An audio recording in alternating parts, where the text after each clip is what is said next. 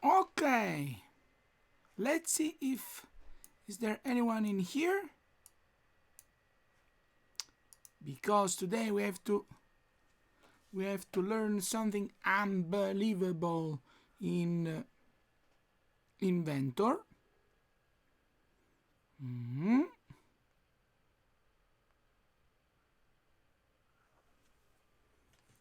Okay, here's my. Let me see. Also, I look a bit pale into the webcam. Let me fix the webcam while I wait for you. Okay. Okay.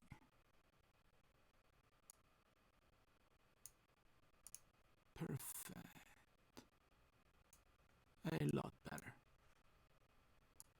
Okay. Oops. Okay, here. So, good morning. Let me know if everything is working, the audio, video, if you can hear me. I mean, just to have a quick check. Okay.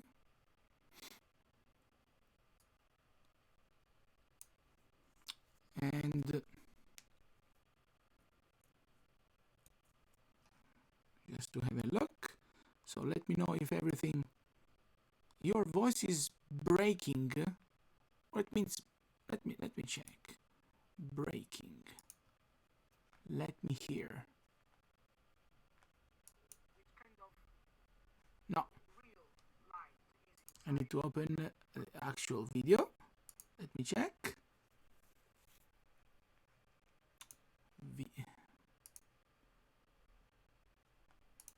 So that I can understand which kind of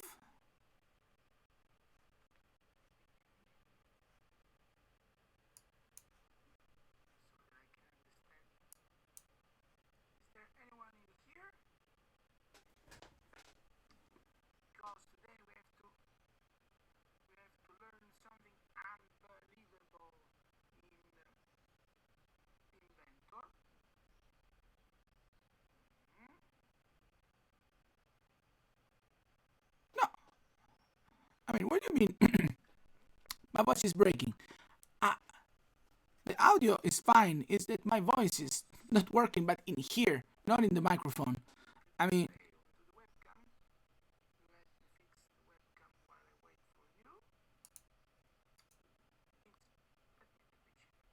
that is my voice in general. It's not an audio issue.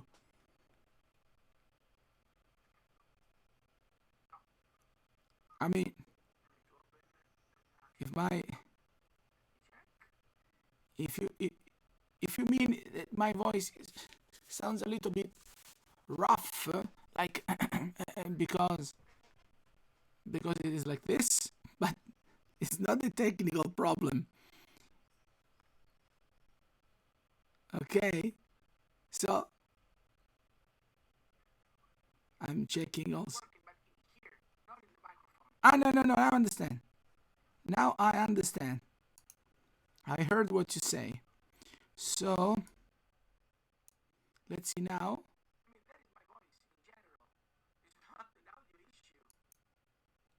I got it.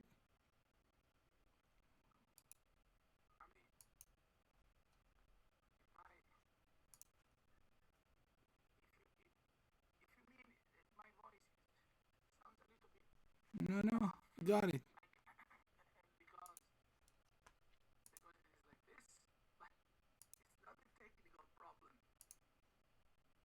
Mm-hmm.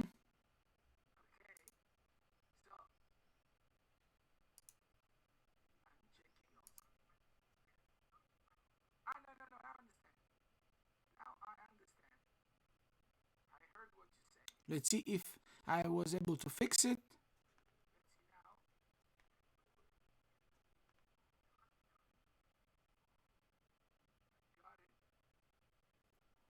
Let's say probably because it was speaking.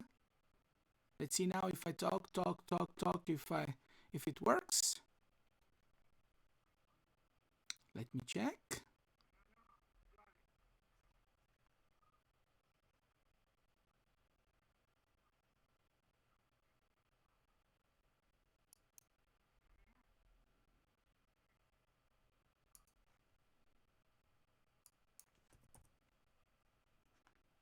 Let's see like this. Let me see. Let me see. 1, 2, 3. Let me see if it. Let me know if it works now.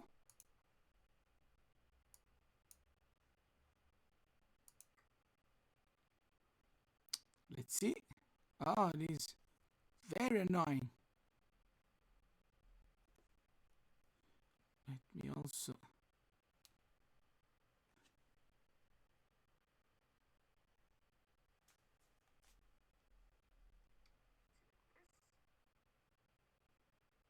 Let's see now.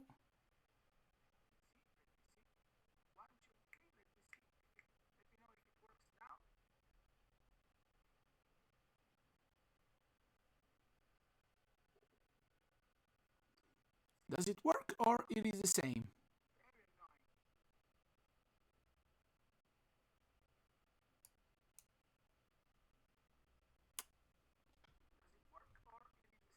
It is the same.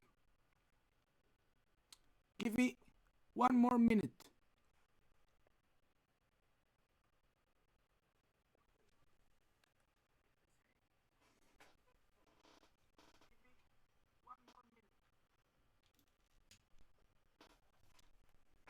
One second.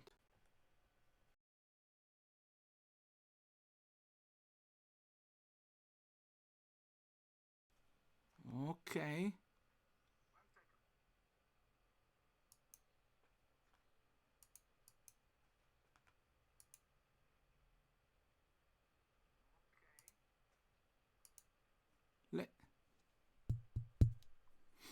Let's see now. Now, does it work or not?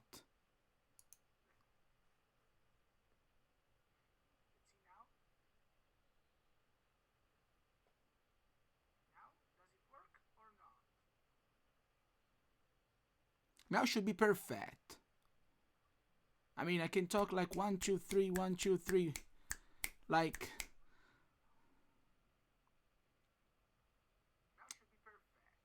You know what it was?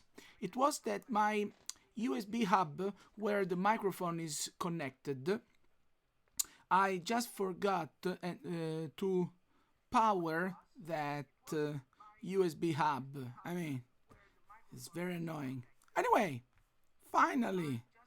Phew. So I can close my own video because it's pretty weird to watch myself. Okay, so now this I can close, and here we are. I mean, let's pretend that this was planned just to have more students as audience, and today we need to study something that is extremely interesting while it is also a little bit complex in Inventor. There is, I want to show you another way to make assemblies. There is a way that you can use in order to simulate movable parts in your projects. And especially when you want to make extremely complex objects where when you move something else should move as well.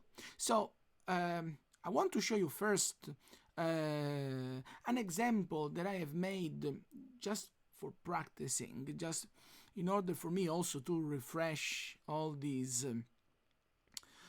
techniques, and but then I will guide you into making same exact thing. So just see this. This is the example.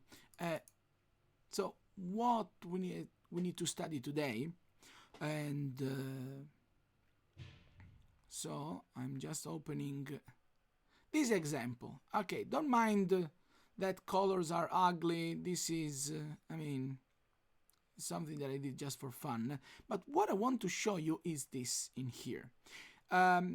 This is an assembly, and we have very simple parts in here. And what we can see is this part has a hole. This part as a hole as well, and in here there are two holes. That is where these two cylindrical elements are inserted.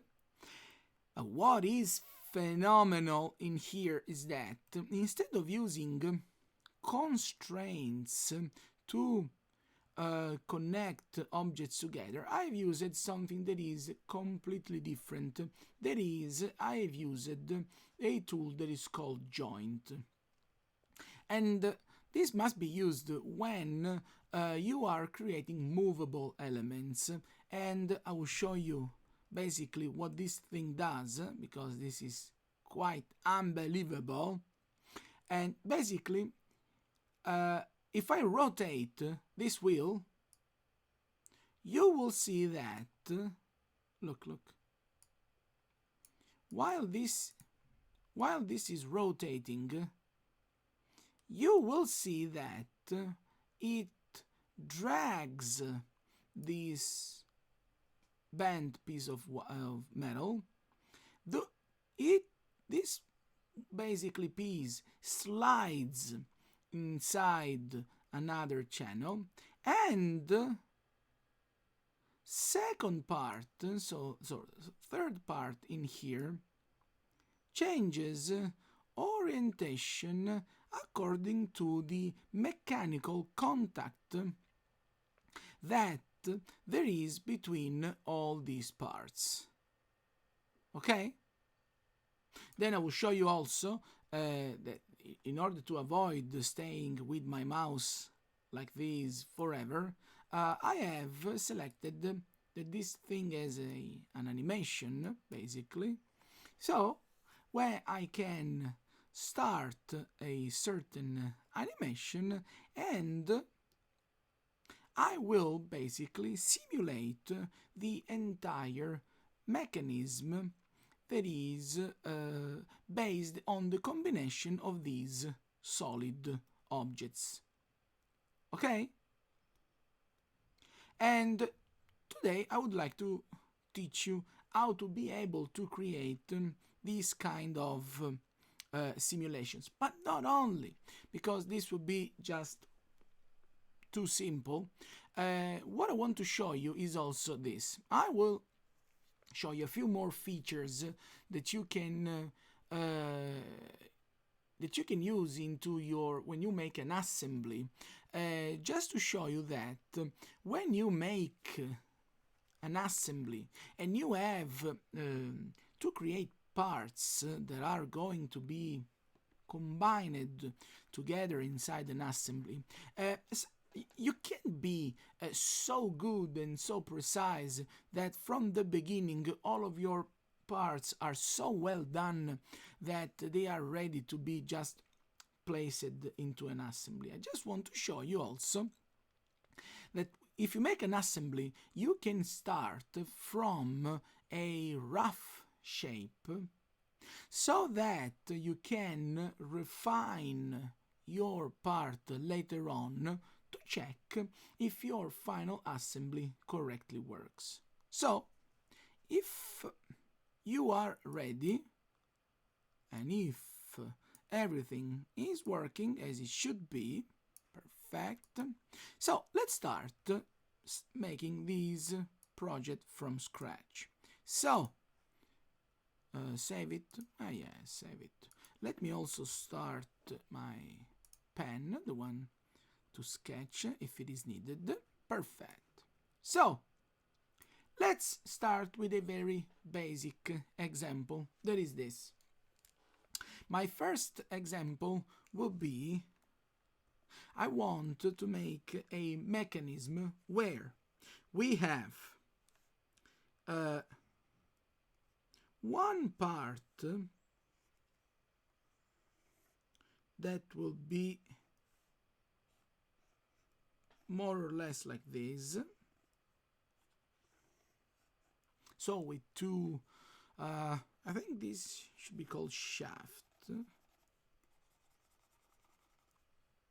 And this would be first part. In here, I would like to put two gears. So, something like this. Sorry for my sketches.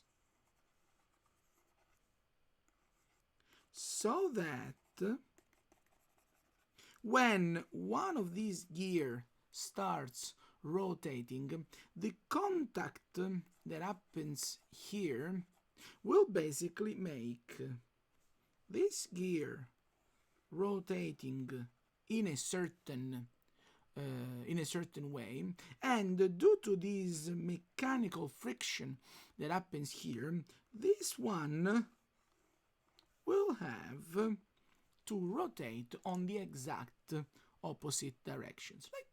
Two very, very basic gears. So, in order to do this, I need to create at least these as components, and I will do, let me tell you, on purpose, I will make my components a little bit rough at the beginning.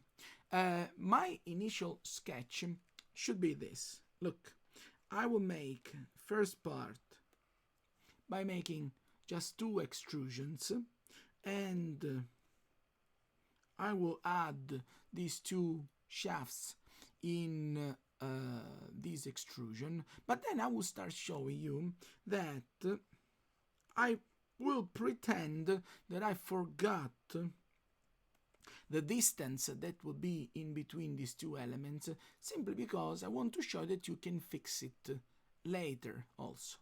As well as I will make one gear that I will use twice, so I will make it here and there, but it will be the same one.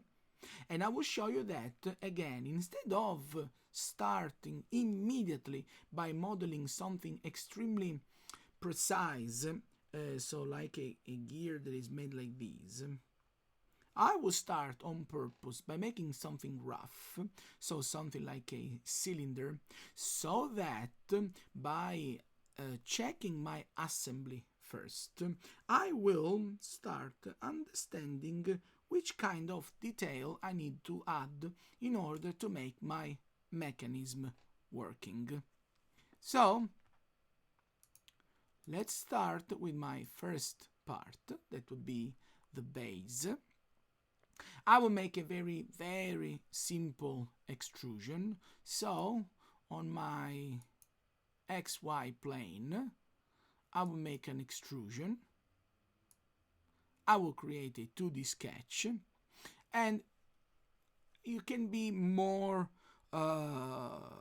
creative, you can make it better. I will just make a slot, simply because I like final result, and I will draw it, let's say by typing 80 millimeters and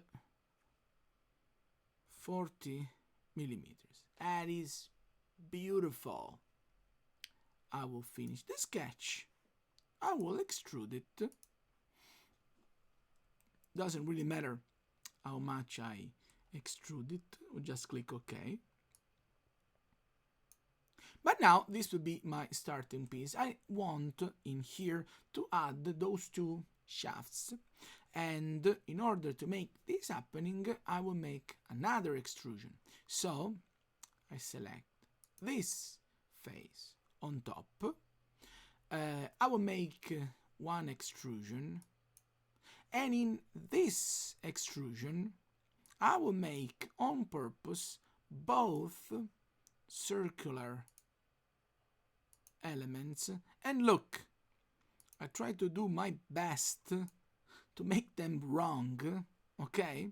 So on purpose, only for educational purpose, I'm making this circle somewhere with whatever radius, this circle somewhere else again with whatever radius, without being precise at all. But it's okay, let's pretend that I'm not that good in Inventor, but I want to show you that Inventor is also slightly flexible as a tool to be used.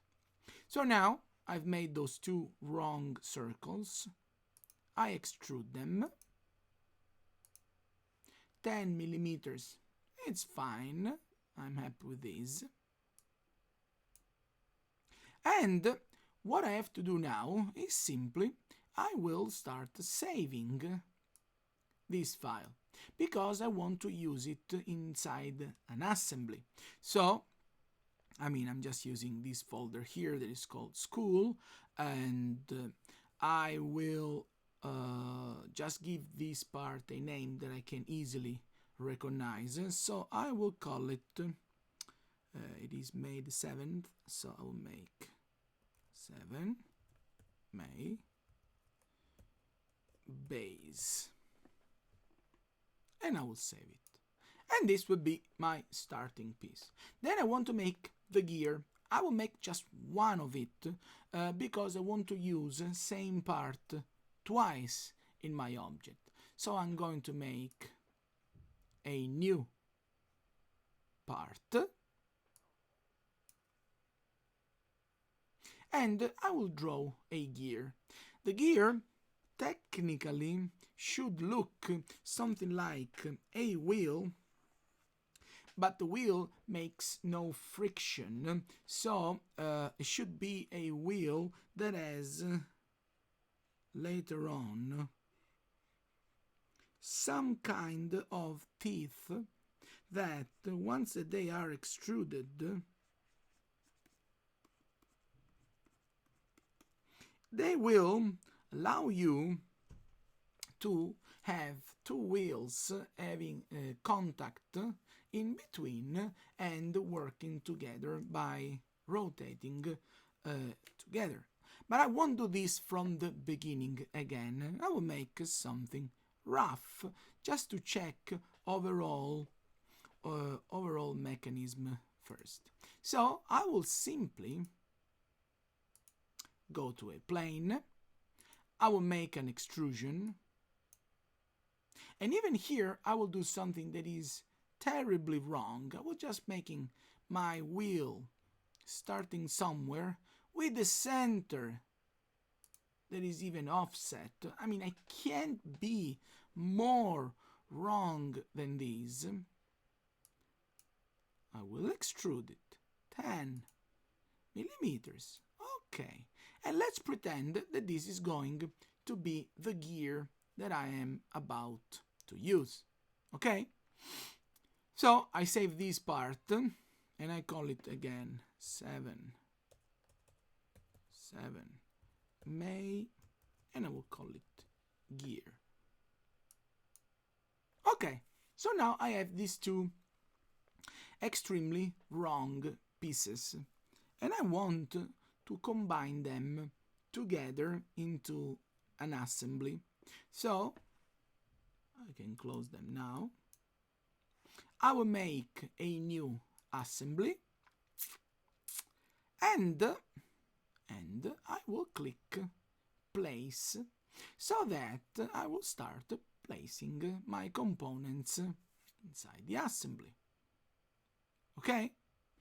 Just before I move on, till here, is everything clear what I'm doing or not? And also just to cross-check, is everything working? Video, audio, whatever else?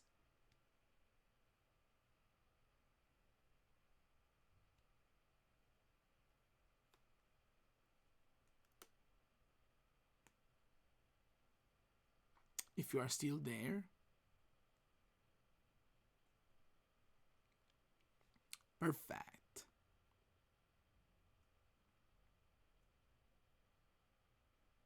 Awesome. Okay, so let's see this. I click place and I start by placing this piece, and I click open, and I need one of these only, so I will just left click. I could place more repetitions, I don't need them, so I click place again, and I click the gear. I click open, and this time instead I will click twice, so I place one of the gear and another one. Okay, and now I can press escape to close my place tool. So first new thing that I want to show you when you make an assembly is this.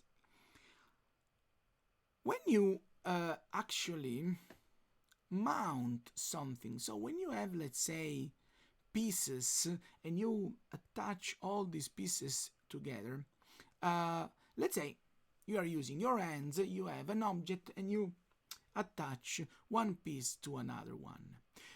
There is, in general, one of those pieces that is the one that you leave, let's say, on the table, or you clamp it, and that one will remain steady and untouched, and then all other pieces will be mounted on top of that. In Inventor, this kind of concept is called ground an object, and you can see this. At at the precise moment when you place an object inside your assembly, you can check that if you select your object and you left click and drag,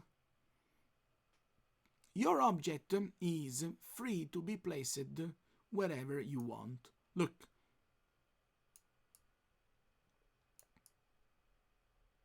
Also, if you go to the menu that is called Assemble, you can see that there are these two tools called Free Move and Free Rotate. And if you click Free Move, I mean, this is by default what you can do. But you can also click Free Rotate, and if you click outside, so in these areas, you can lock the rotation on these axes.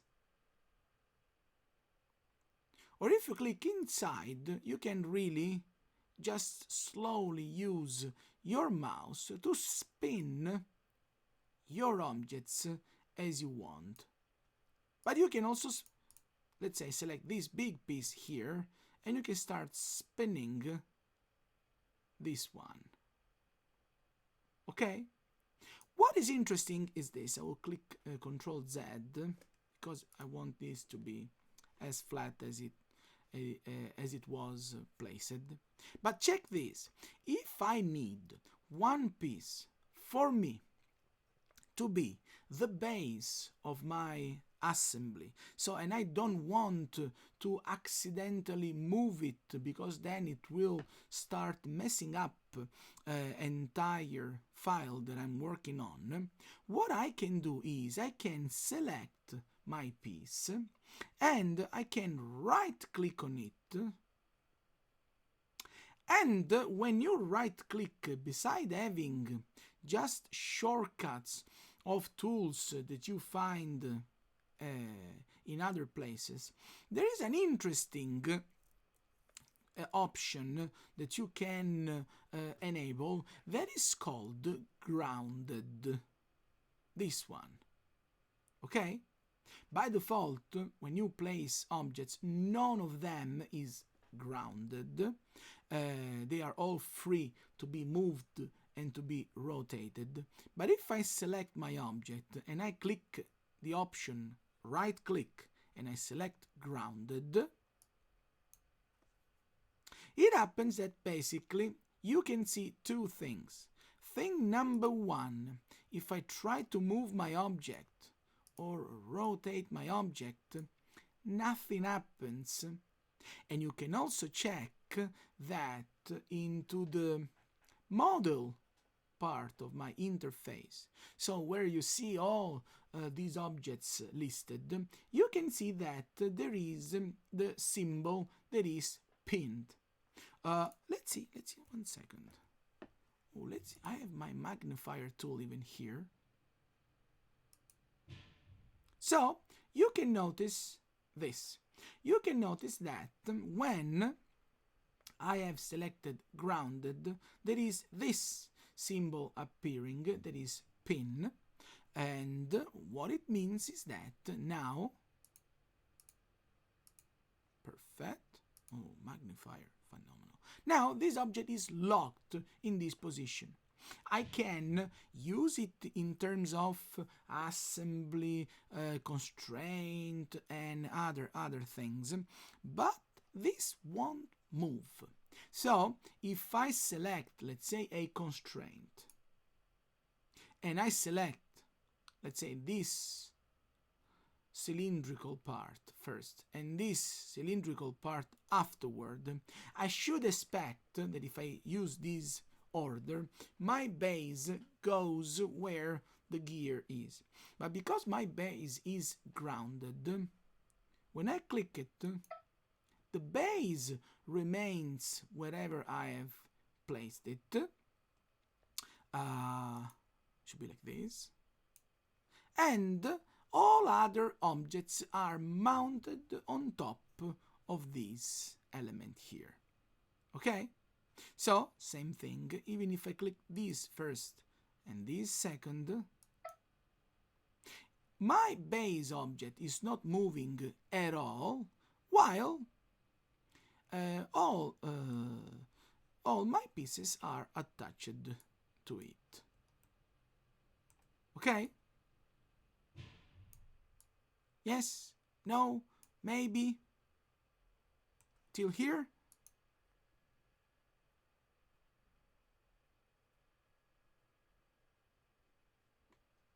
Come on, let's say yes.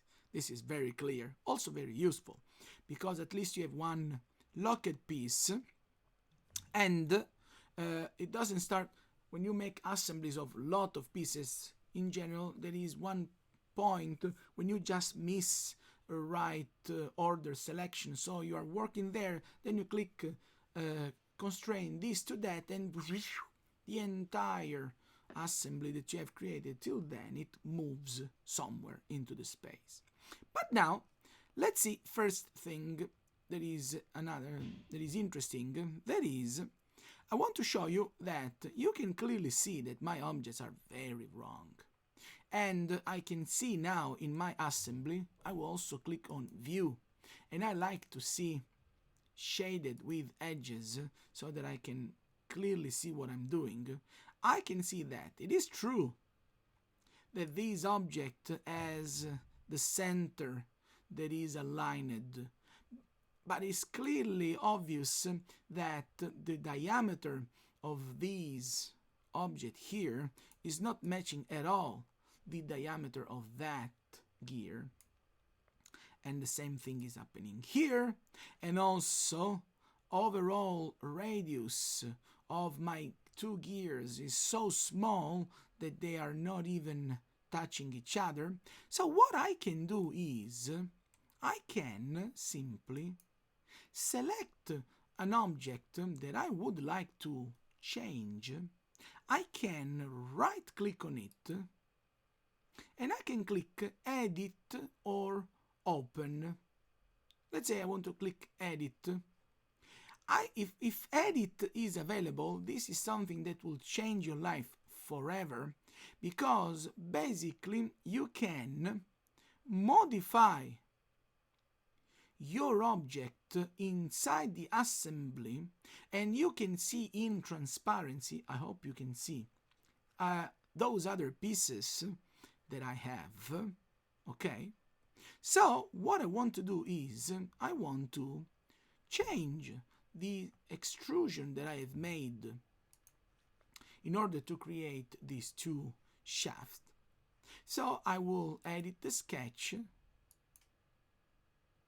and what I will see is this.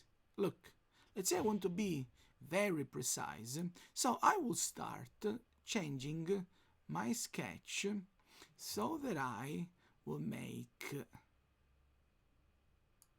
a construction line in the middle, and I click construction. Then starting from here, from the midpoint of this line, that should be somewhere that I don't know, so I make my center axis, and again this will be a construction line. Look, so I click dimension, I make that the dimension from here to here should be, let's say, 20, and the dimension from here to here, this is not needed, okay, because this is already fine.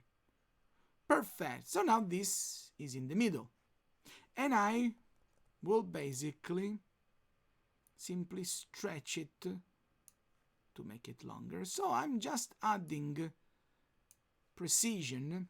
I want my axis, my two circles, to lay on these axes, so I will add a constraint that is collinear. So let's say I will select the line, no, not collinear, sorry, coincident, because this is a point. So I will select the point and the line, the point and the line, so that my two circles are perfectly aligned on the same axis. Okay? Till here, I'm just fixing my drawing. I will add a dimension for this diameter, let's say 15, and sorry, I just forgot, this is called D7. So I make the diameter for this circle as well, and I will call it D7 so that they will perfectly match. And I have almost done. I will simply add dimension from the center till here. Let's say this is called D9. I will make it 35, no, 40. And I will do the same thing from here to there, and I will call it D9. So all my sketches are dark blue. It means that now their position is locked. They are perfectly done.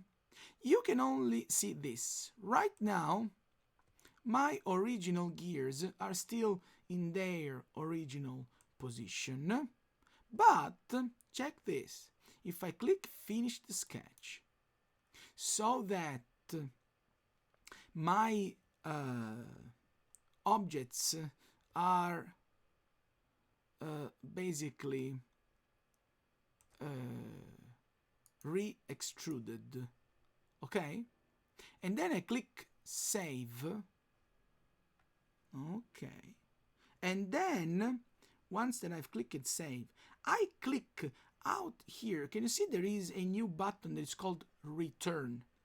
When you are editing an object, basically you are opening that object inside the assembly, but when you want to go back to your assembly, you have to click Return. That means return to the assembly. And see what happens to those two gears. Poof!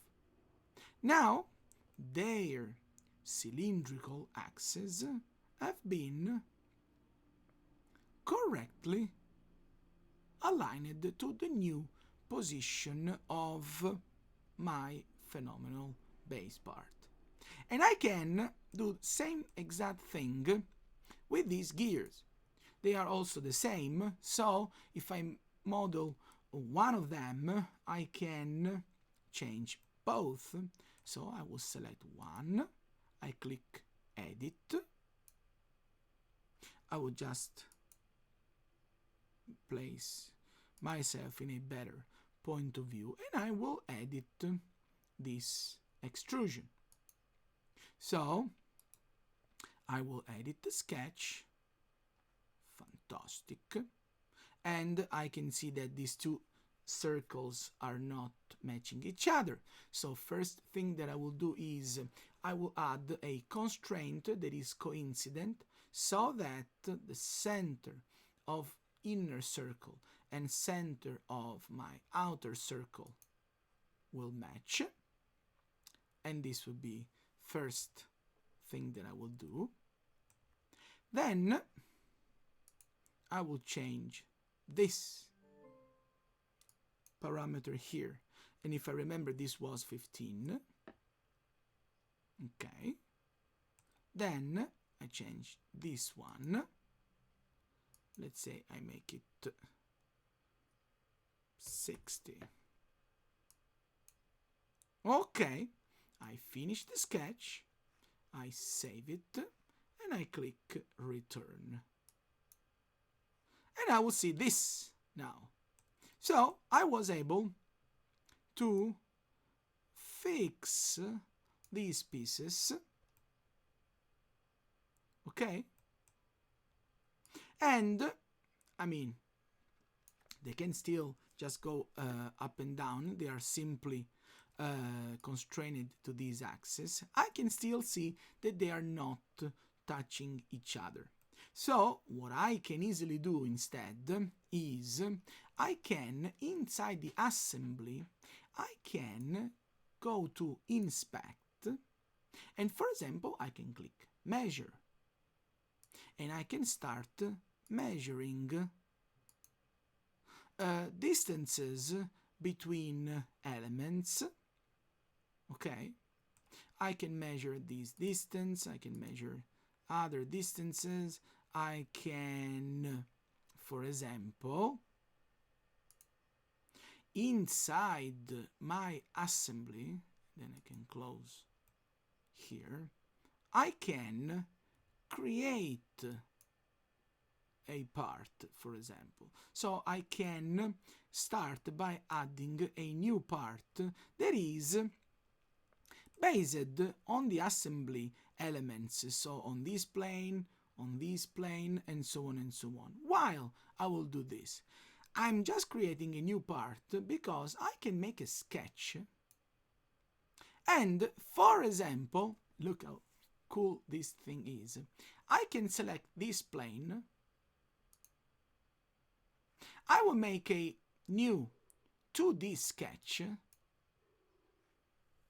on this plane, and I will project geometries that are geometries taken from different parts inside the assembly. And in this way, for example, I can also create this line in here. I can, let's say, trim this line. And why? Simply because I can measure it, and it says this is 20.38, so that I can understand that my two circles should become 10.17 millimeters bigger. Okay? Or, if you want, I can make this circle here that is 80 millimeters as a diameter. Look, if I measure, it says 80. In this way, I don't have to guess which diameter my gear should be, but I have measured and created a drawing to help me understanding dimensions that I have to follow. So I will finish the sketch, I will return, okay? If I don't want this part anymore, that is the sketch, I can just delete it, okay? And now I will simply select my gear, right click, edit, and I will change the extrusion so that, edit the sketch, this instead of 60 must be 80. Nothing easier than that. I save it, I return, and now I have my gears that are perfectly matching. Okay? Till here? Let me know.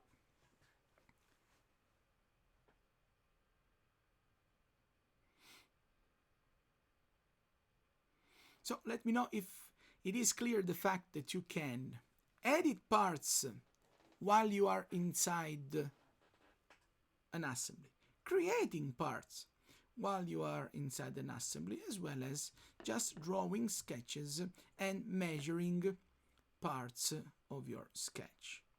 Is that clear? Perfect.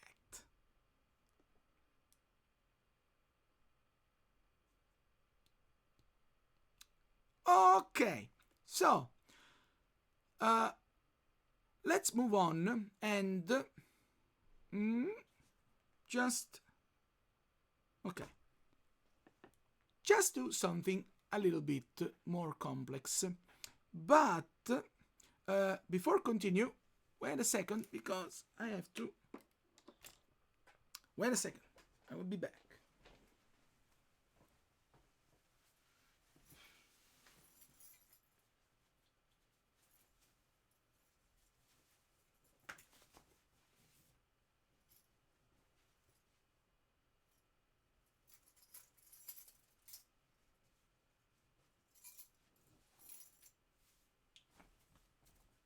Okay, I know it is not that professional, but today is very warm in here, so I just have to remove my sweater.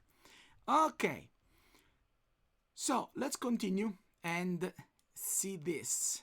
Let me see also if everything fine. Perfect.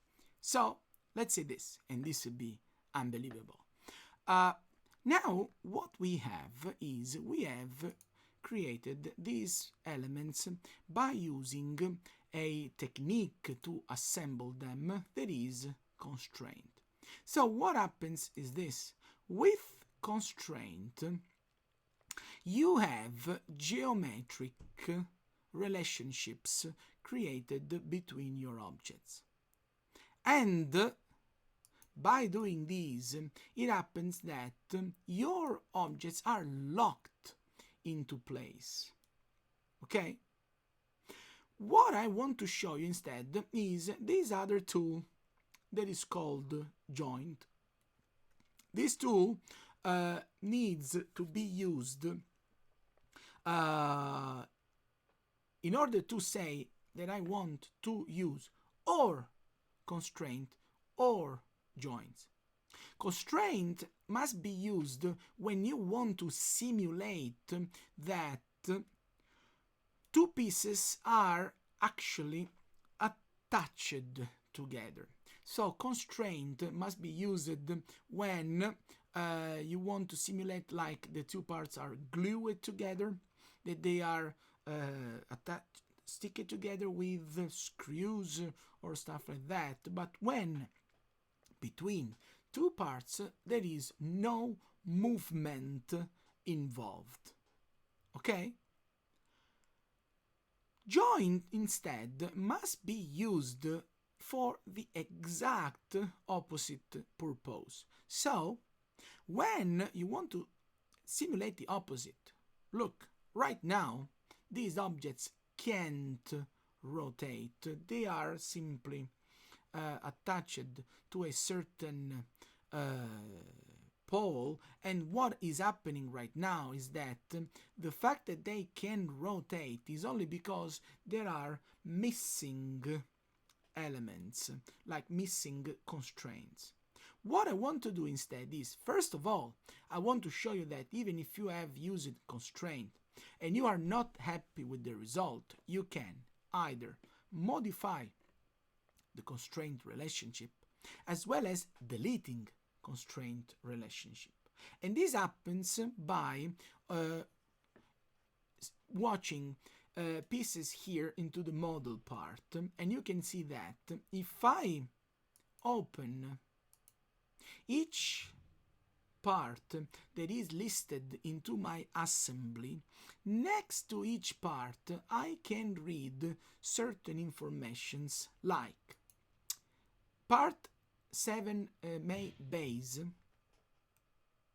that is, when I click it here it is highlighted in blue, is basically something that is that is grounded, and I can see because it has a pin. But there are two constraint relationships happening, and if I click the constraint symbol I can also see which one is this relationship. So I can see that it's called mate 1, and mate 1 is also written in this other part. And I can see that there is another relationship called mate 2 that is also written here. So they have unique names, and basically what I can read here is that this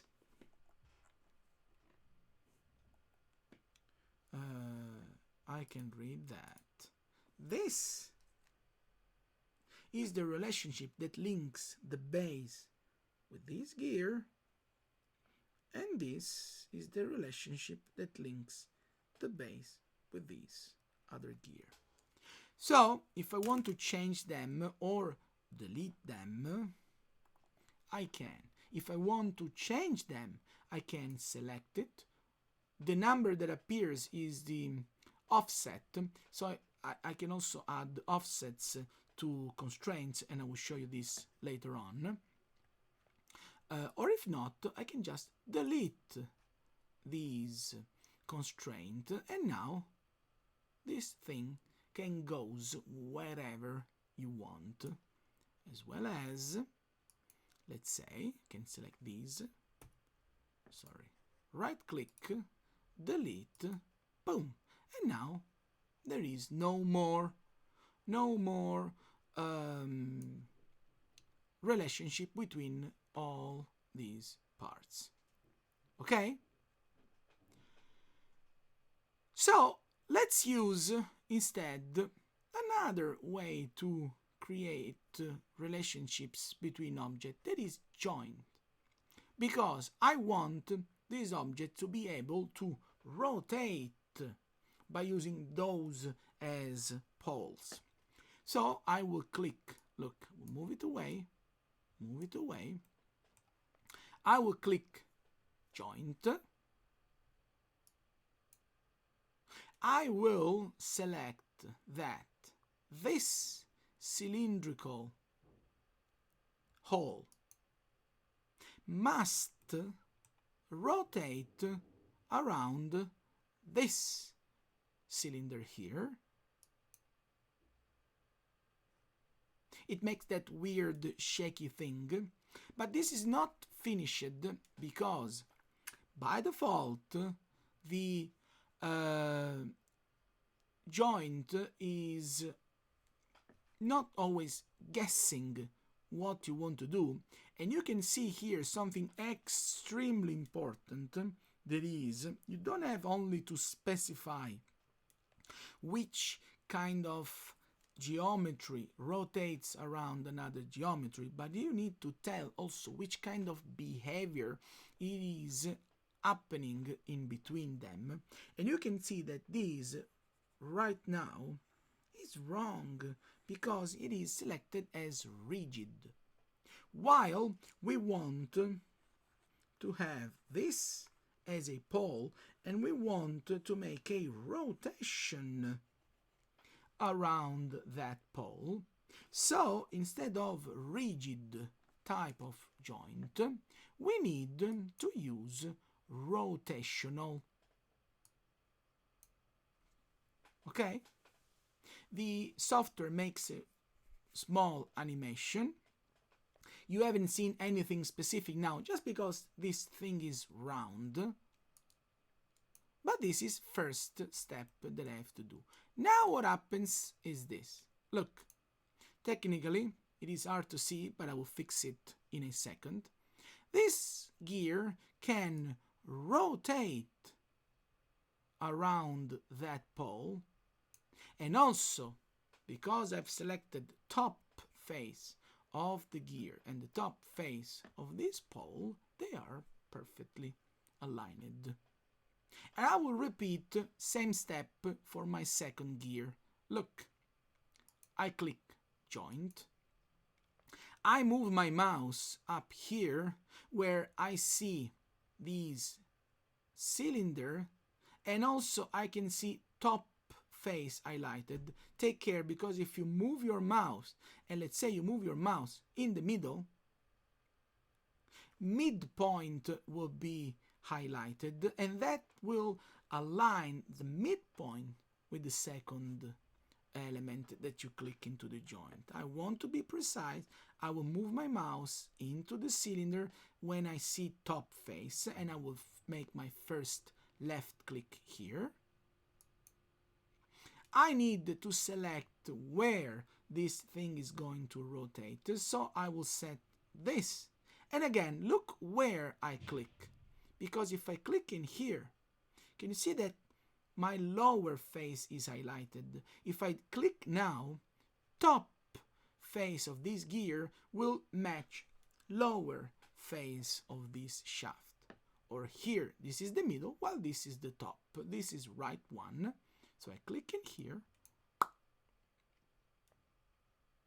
It makes that shaky thing, but again, I don't want this to remain as a rigid connection. I have to set it as rotation. It makes this spinning thing, I click OK. And I am unbelievably happy of this result.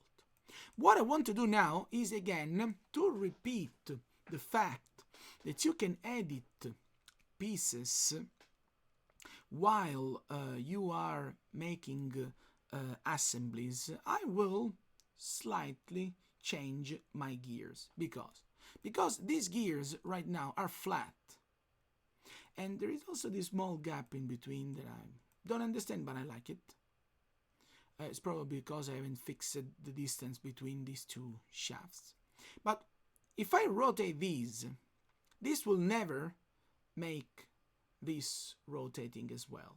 So let's see what happens instead if I do this. Select one of these gears, I right click and I edit, and I will make something very simple. That is, I will look, because this is fantastic, I will change this extrusion sketch, and instead of 80 I will make it a little bit bigger. So I double click and I make it, let's say, 90, so that the two gears will slightly overlap technically. And you can see that now they have become bigger. But what I will do next will be, I select this plane, I make an extrusion, and I create a 2D sketch so that, look, I will make a circle in here. Remember, we've made diameter 90, so if I'm right, I should make this diameter 10, and I will extrude this part, but I will make a cut. Okay? And it would be like this. I'm not that happy with the result because now I will have just one cut in here, but last week we have also seen how to make patterns. So what I will do is I will make a circular pattern. I will make this feature, so I want to repeat this cylinder that has been cut. I will select the axis like this, so that it uses the center of the gear. I will just make a lot of repetitions. Let's try 16. 16 looks perfect. Look at that. But if you want to be even more precise, we can now click fillet, selecting these edges. I will make, let's say, 4 millimeters. Phenomenal. And I click OK. And you can say, but why you are not clicking these, clicking these, clicking these, clicking that?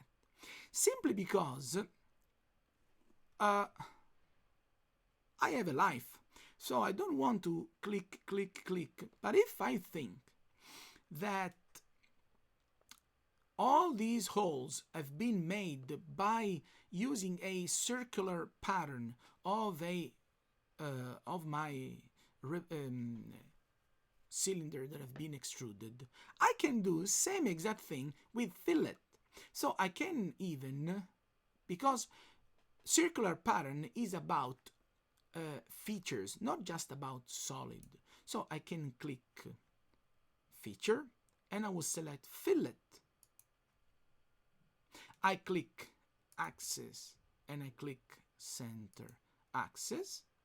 I have selected 16 repetitions before, so I will make also 16 repetitions of my fillet, and you can see that it perfectly matches the position of all teeth of my gear.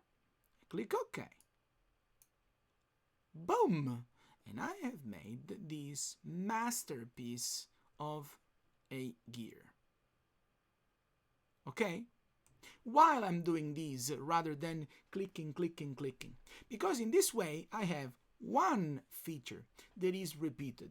And if I see that I have to change something into my gear, I will modify one sketch and it will be repeated 16 times, as well as I will change one fillet and it will be repeated 16 times. So save it, return. Let's see how these things work, because probably they should be smaller, and yes, you can see that here. You see that there is an interference in here, so they won't move each other, but they will look like they are cranked. So give me 3 seconds. I will re-edit these by changing this sketch, this one, edit the sketch. So instead of 90, let's see if I make it 86. Finish. Perfect. Can you see that by changing the overall radius, all other elements that are connected to that part are changing seamlessly? Save, return. Let's see. No. Look. No. Edit. Sorry. So not 86. Let's make it, no, this is bad luck, 84. Okay. Save. Return.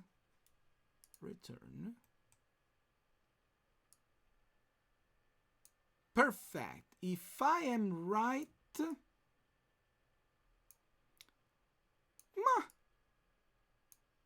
probably I'm not. Okay, so let's make just less fillet, and then we are good to go. Just one last second. So I edit the fillet. Instead of 4, I make 2 millimeters. Perfect. Save. Return. Perfect. Now this is perfect. So look what happens now.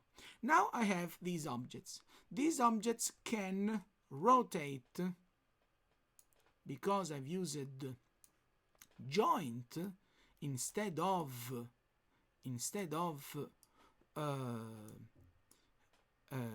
constraint. They can rotate.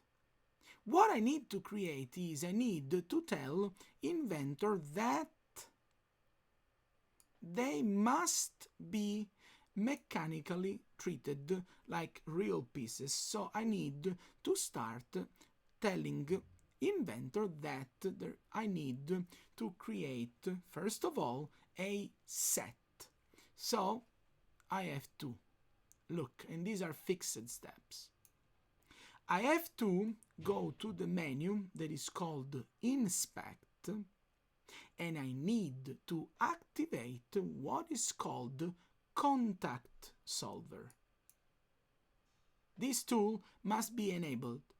What basically this tool does is it starts, so this tool here, it starts telling Inventor that I need to have that when this thing makes a contact with this thing, they need to interact like real objects and not passing through each other. So this first tool must be set, that is, I need to enable activate contact solver. If not, Inventor will always make my objects passing through each other. But also because sometimes I don't need to have all of my objects to be studied, because the more objects I add in my contact solver simulation, the heavier the simulation will be. What I have to do is I need to select which parts I really want to interact together, and they are just these two gears. So what I have to do is I have to select from the model both gears that have to interact. I select both, I right click, and I have to find the option called contact set. Okay, ready for this? So I select both and I click contact set. And you can see now, look, let me magnify it. Now that I have clicked contact set, you will discover that next to your objects, you also have same symbol that is listed here. Okay? Yes? No? Till here? Let me know, because what you are going to see now, it is pure amazingness. So till now, have you been able to follow me? Yes? No? Probably?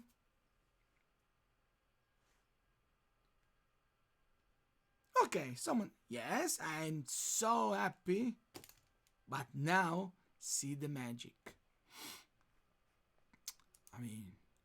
I hope it works. I hope I haven't skipped any piece, any step. But now, if I try to drag and to rotate one gear, because I have enabled all these things, once that this tooth touches this one, it should transmit the movement. Let's see if it is true, please. Poof! And then poof! No way! It works at first try.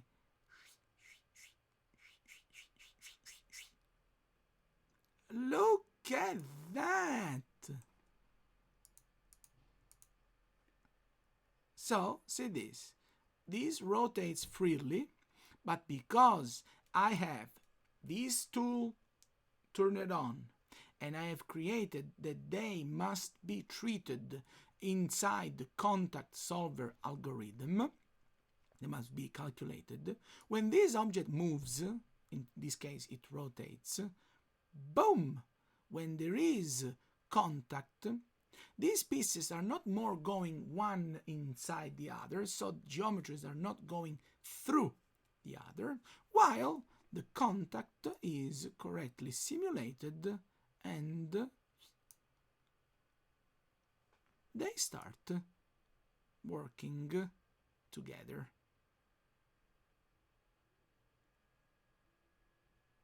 Okay? The only thing that I have added into the example that I showed at the beginning is that once that you correctly set all these parameters. If you want, you can basically make an animation that would be an automatic animation, so you don't need with your mouse to spin these objects, and this in Inventor is called drive. So if I right click on my objects, look, there is not written drive, because drive is a parameter of your joint. So see this, and this sometimes is a little bit confusing. You need to open your object, and just one. Then you have to click rotation, that is the connection that you have given to your as a relationship between your object and the base. I have to click here and right click on the joint, and beside edit, if I've made a mistake, I can find drive as a option, and I also click these to have more options. Drive simply allows me to automate the rotation process.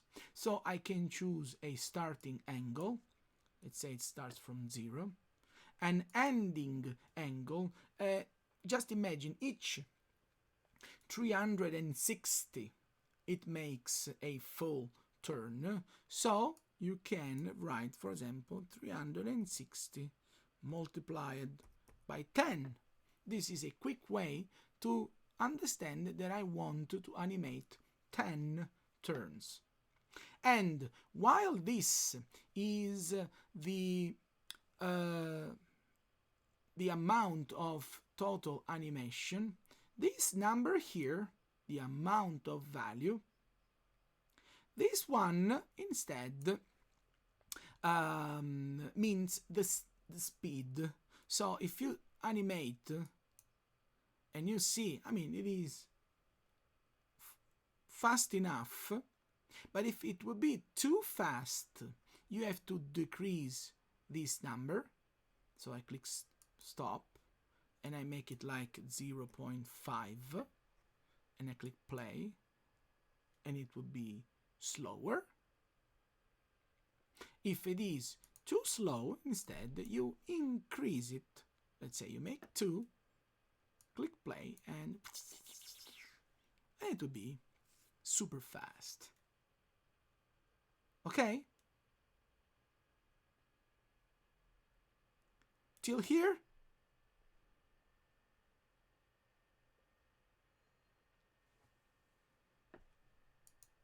Yes? No? Maybe?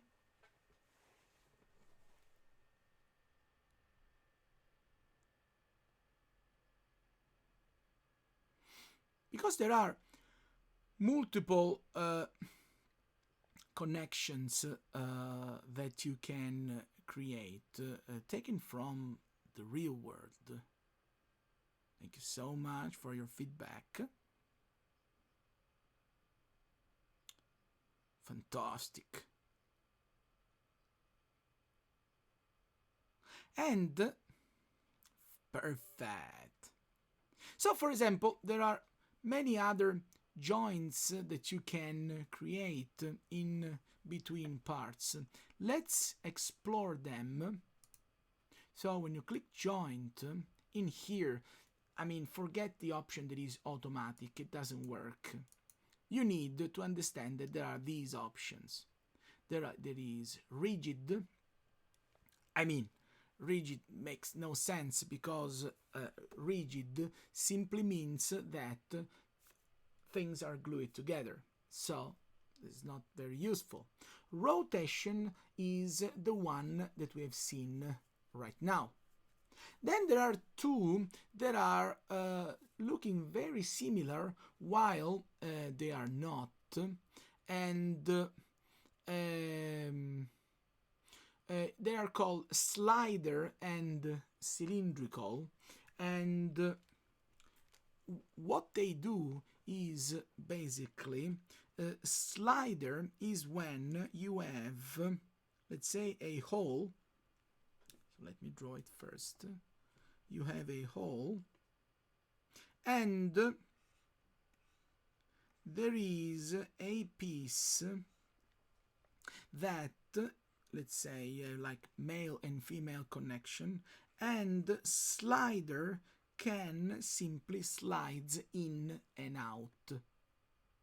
And, for example, this works even if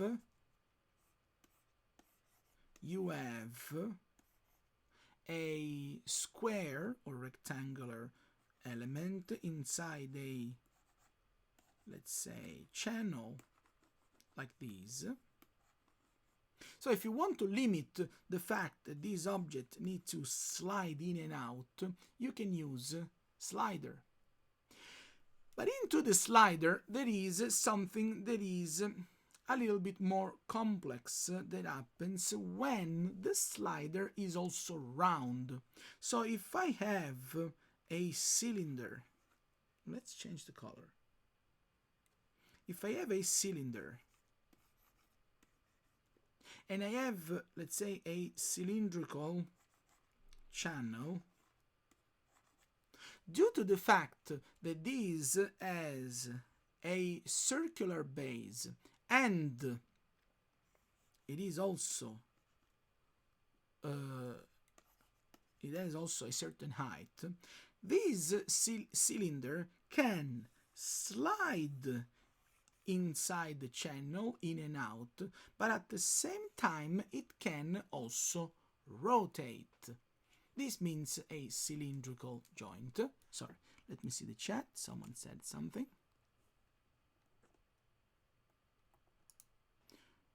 We didn't... Ah, Edward! Good morning, eh? We didn't learn this last semester. I mean, life is hard. There are... I know. Life is hard. So, I mean... we didn't learn this last semester because, according to the speed of last semester class, I wasn't able to explain it. Simply for this. Let me finish here. Then there is planar. Planar is... should I explain it? Planar is planar.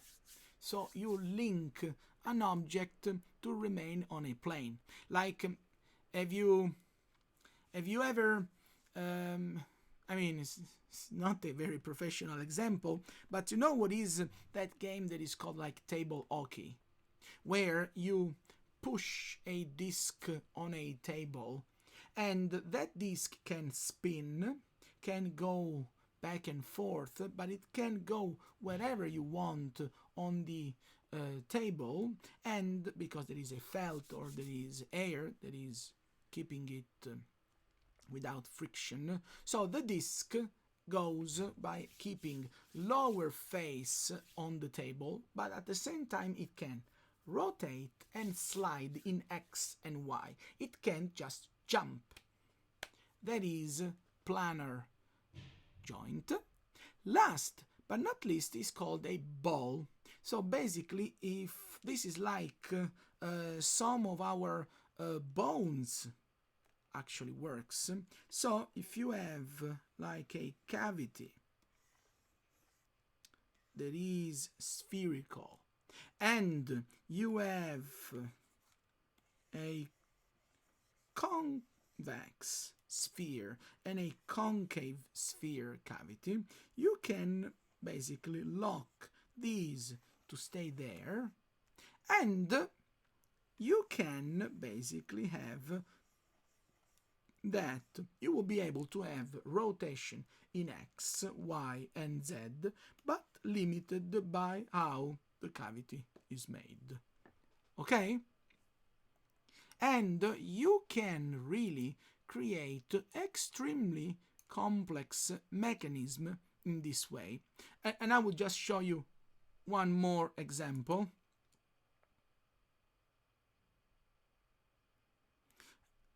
No corona last year, exactly.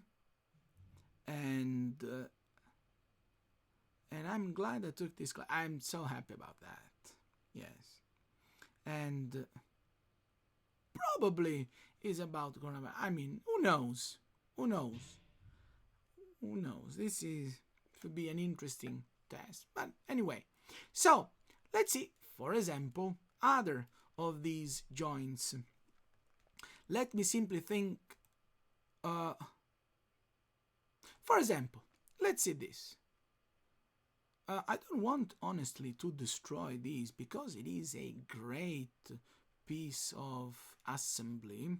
So I will save it and I will call it great one. Also, let me know if you want me to upload these files somewhere, if you want to open them and being able to change parameters, explore them, and so on and so on. I mean, let me know if you are interested in having these uploaded, because I will put them into my into the server, into the Inventor folder.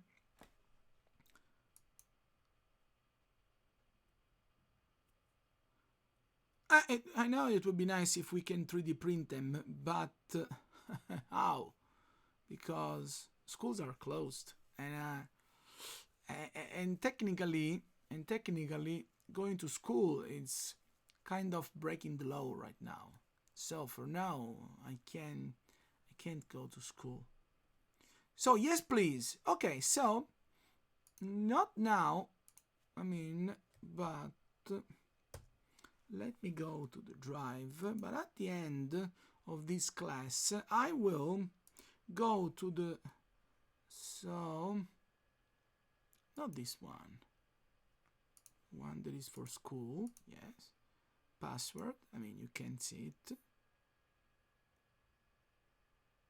So I will go here and I will go to Marco.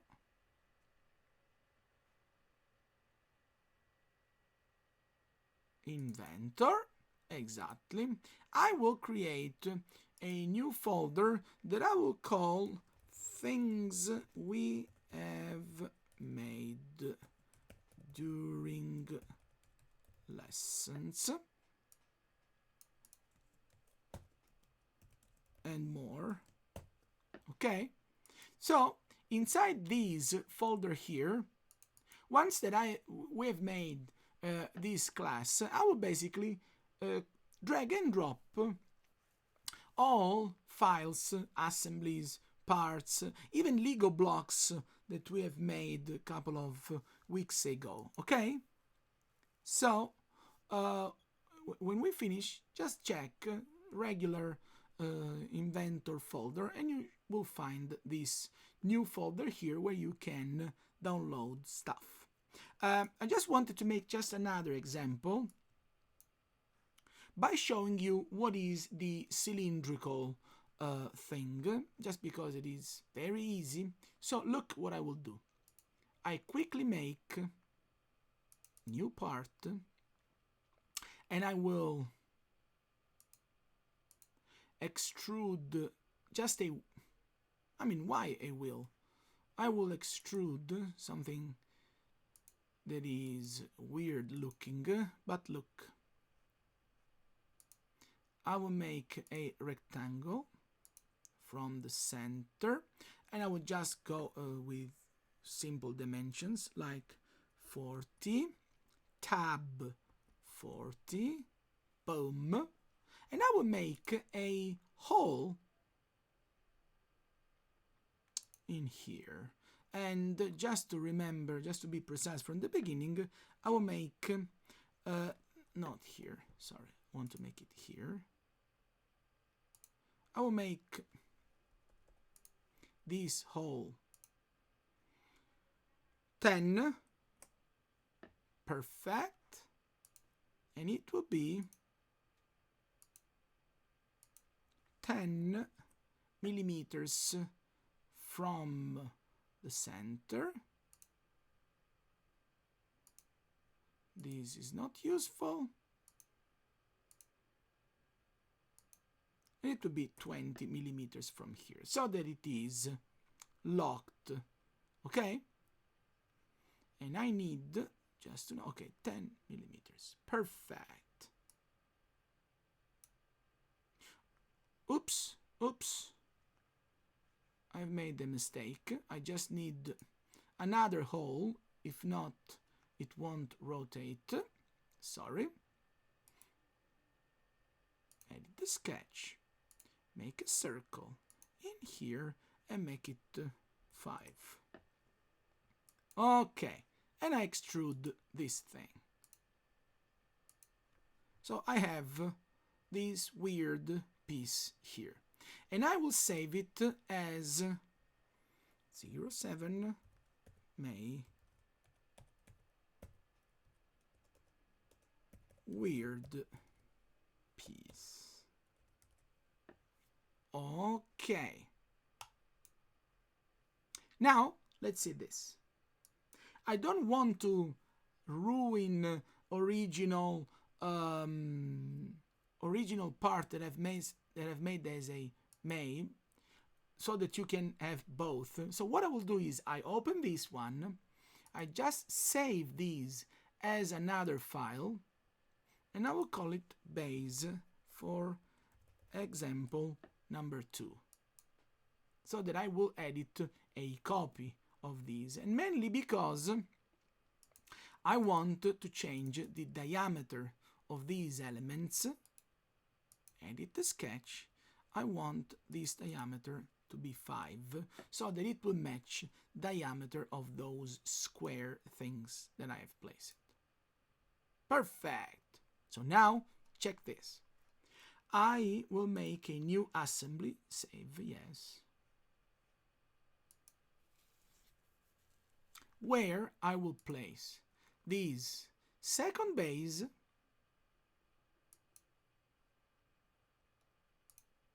and I will place 2 of those weird pieces.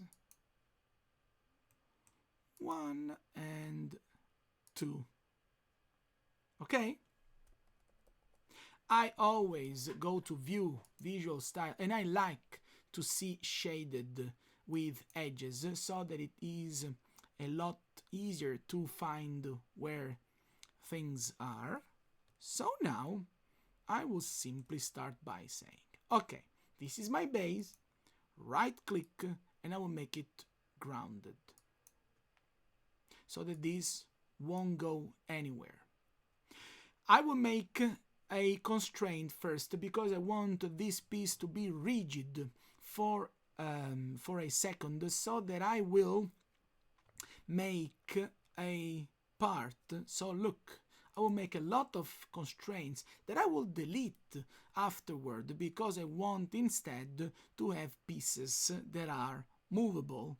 So I will make that the top of this face and the top of this face are matching.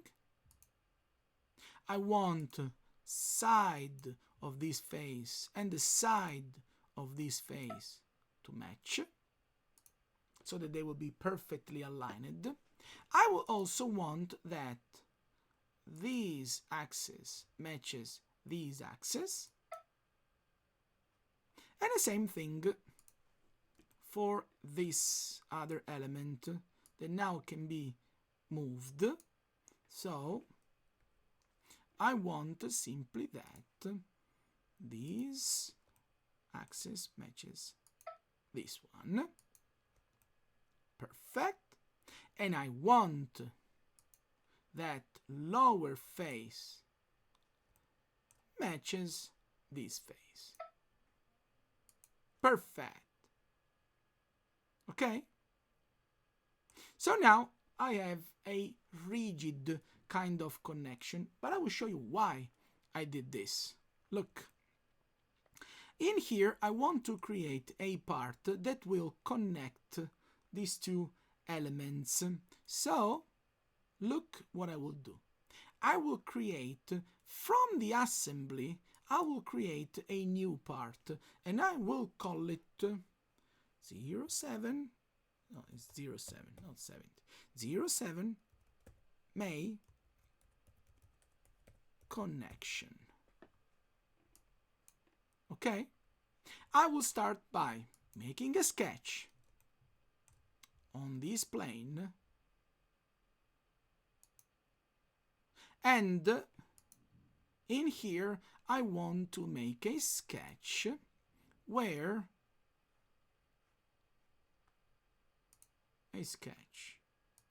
here, yes, a circle, and I want, no, project the geometry. I want to project this circle here because I'm lazy. I don't want to redraw it. And I will also project this circle here just as a reference.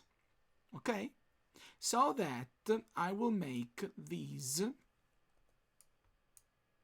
as construction. But I will make another sketch. So this is sketch number 1. I will make another sketch, this time in the middle plane, so in here. And I will draw this path, starting from this circle center, going here. Then I will make another line, vertical. Perfect. I want to be precise, so can you see that here this is not matching? So I will make coincident, so that this vertex should stay here. Coincident. This here. Project, sorry. These. Okay. And now, let's see. This is something shouldn't happen in a live.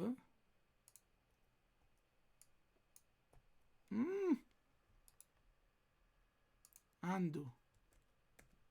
Okay. Project. Okay. So now I want this to be here. Sorry. Construction. Okay. This should be fine. More. I hope. No, this is not fine at all. So, wait. Okay, so then now I can make this line in here. Perfect. And then I will fill it, let's say 15 millimeters. This with this with that. Perfect. So what I have now is, if you see, I have sketches and a path. So I will click sweep. The profile will be this one, and the path is going to be this one. And I create this element that I will save, and I will click return. So I have these extra pieces inside my phenomenal assembly. Okay? Ready for this? Now look, I will delete all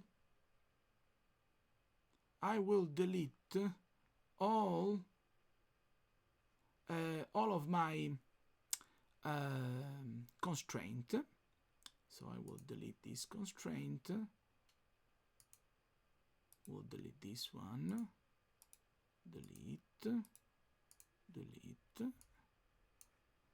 I have to delete this. Delete. Perfect. Okay. Okay. Perfect.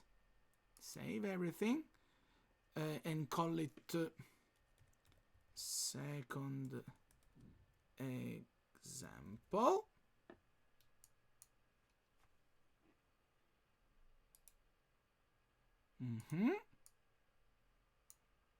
Okay. So now let's see this. If I am right, now there are no more constraints. So let's say if I click free rotate, this can be freely rotated.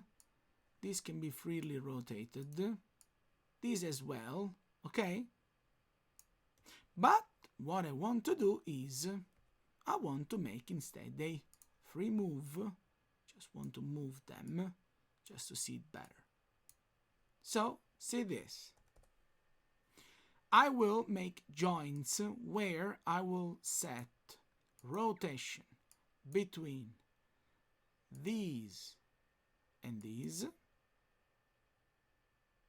so that the square rotates around that axis. Apply. Then I will make another joint between this pole and this one, and I will make it rotational again. Okay. And I have that this is also created on those faces. So technically I don't need to do any other thing, but if I try to rotate this one, let's say,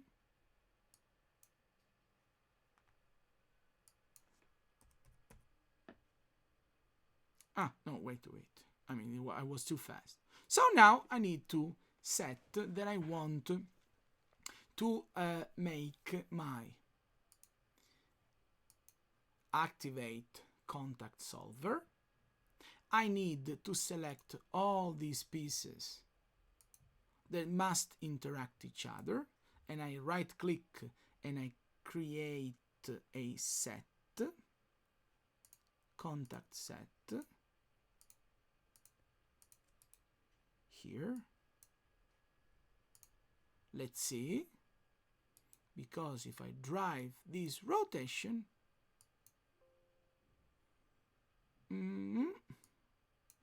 sorry, this is why it is adaptive. So remove adaptive so that it is just a common object, and I forgot to make these also. So assemble joints.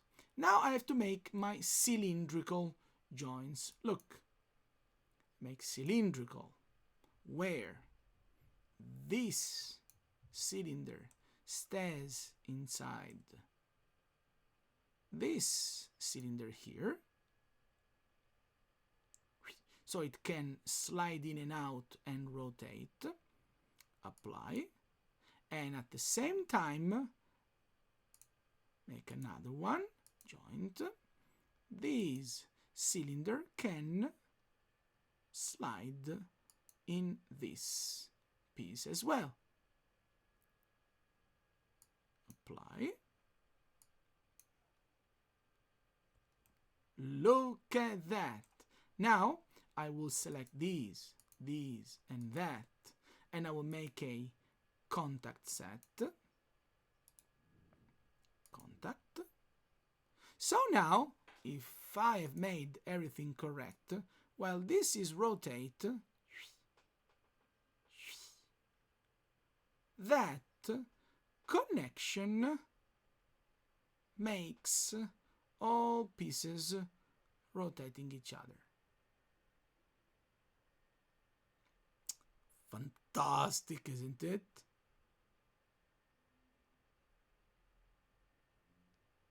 Or you can slide this, and you can slide it in and out, as well as moving it. And while you move these left and right, those two pieces are rotating each other. Or you can animate, let's say, I can right click here, make drive, set 20 turns, drive, play, and I will have this final thing. And what is interesting is that this part is not something that I have planned, while I have built that part from the assembly itself. Okay? I was a little bit too long, but it's okay because we started a few minutes later. But if you want, you can apply this to your project, or if you are interested, you can make as an extra homework your own mechanism. Okay? Yes to all. Save everything. And for today, this is enough. Let me just copy all of these files inside the Google Drive. Okay, I have this, and that. Okay, also this and this. Okay. So, for now, this is enough. Have fun with these tools, and we will see each other next week. When this email have been sent? When? Because I've checked my email this morning and nothing was there.